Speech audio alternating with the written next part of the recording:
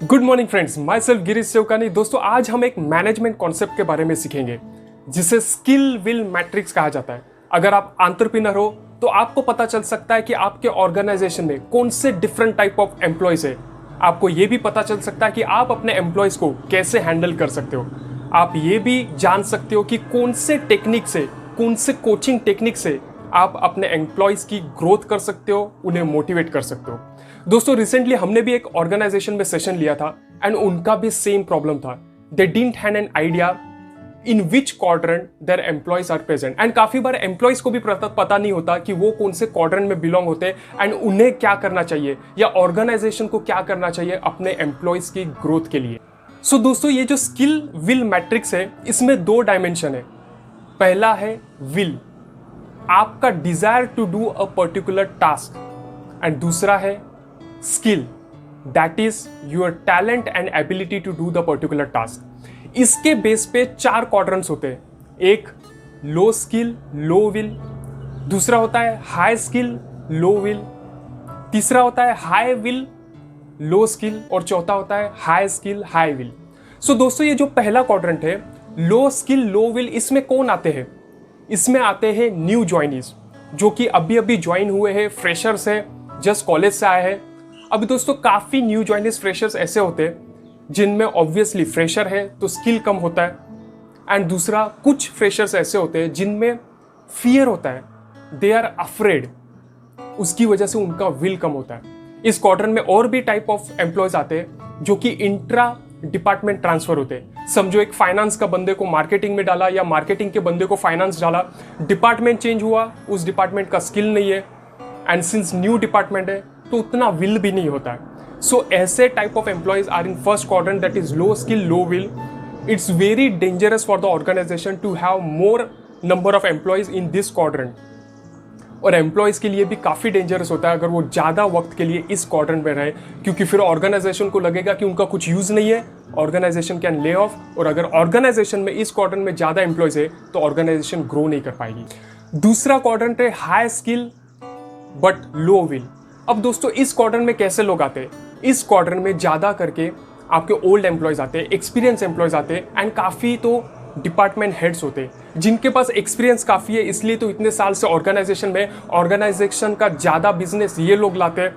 But दोस्तों कभी कभार एक ही रोल में एम्प्लॉयज बोर हो जाते हैं, कभी कभार इंसेंटिव स्ट्रक्चर से, कभी कभार पेमेंट स्ट्रक्चर से दे आर नॉट हैप्पी, और इसलिए उनमें अभी विल बचा नहीं रहता है ज्यादा काम करने के लिए। अगेन अगर आपके एक्सपीरियंस लोग का विल चला गया तो दोस्तों this could be very dangerous for the organisation. So it's very important to spend time with them to identify the reason कि उनका विल क्यों नहीं है अभी, else it can impact your business very badly. तीसरा क्वाड्रेंट है high will but low skill.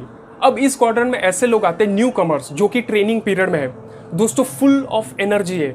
जैसे कि when I was working with my training firm, पहले 5 से 6 महीने में काफी एनर्जी थी बट स्किल कुछ नहीं था, क्योंकि there was no one to look after me, there was no one to give me the training, there was no one to guide me, और इसलिए स्किल नहीं था, एनर्जी भर भर के थी।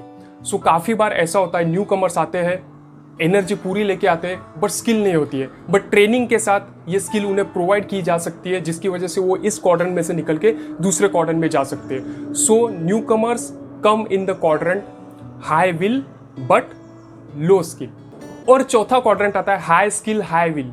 अब इस क्वाड्रेंट में जो आपके एम्प्लॉयज आते हैं वो है high performers, they are visionaries, they are the backbone of the organisation, and काफी इंपॉर्टेंट होता है ऐसे लोगों को फ्लरिश करने को और ज्यादा फ्रीडम देना चाहिए ताकि वो आपके ऑर्गेनाइजेशन के किसी और लेवल को ले जा सकते हैं। सो दोस्तों अब तो हमने देखा कि कौन से टाइप ऑफ एम्प्लॉयज कौन से क्वाड्रेंट में आते हैं। अब हम देखेंगे कि आप कौन से कोचिंग टेक्निक्स यूज कर सकते हो इन एम्प्लॉयज के लिए जिसकी वजह से वो ग्रो कर सके अपने करियर में। सो सबसे पहला जो क्वाड्रेंट है that is low skill low will. ऐसे क्वाड्रेंट में जो कोई भी एम्प्लॉयज आते हैं, you need to give them proper direction, you need to direct them. उन्हें प्रॉपर ट्रेनिंग दी गई तो उनका स्किल डेवलप किया जा सकता है, उनमें प्रॉपर ट्रेनिंग दी गई या उनके एक्सपेक्टेशंस प्रॉपरली सेट कर दिए गए, उन्हें कांस्टेंट प्रॉपर फीडबैक दिया गया, उन्हें प्रेज रिकॉग्निशन ये सब दिया गया, तो उनका विल भी डेवलप होगा and more sooner employees move from this quadrant to other, more beneficial it will be for the organization. इसलिए पहले quadrant के लिए low skill low will के लिए technique which you use is direct. और जो दूसरा quadrant है high skill low will, ऐसे एम्प्लॉयज़ के साथ आपको वन ऑन वन मीटिंग्स करना चाहिए. आपको जानना चाहिए कि exactly why they are not happy, उनमें विल क्यों नहीं है. आपको आइडेंटिफाई करना है कि उनका इंट्रिंसिक और एक्सट्रिंसिक मोटिवेशन क्या है, क्योंकि काफ़ी बार ऐसे भी होता है कि वो उनका मोटिवेशन कुछ अलग होता है. पेमेंट स्ट्रक्चर से they are not happy, incentive से they are not happy and they can spoil the whole organisation. So it's very necessary to identify what is their motivation. You can give them the proper recognition, praising, proper feedback. So इस quadrant के लिए coaching technique which you need to use is motivate. You need to give them proper motivation.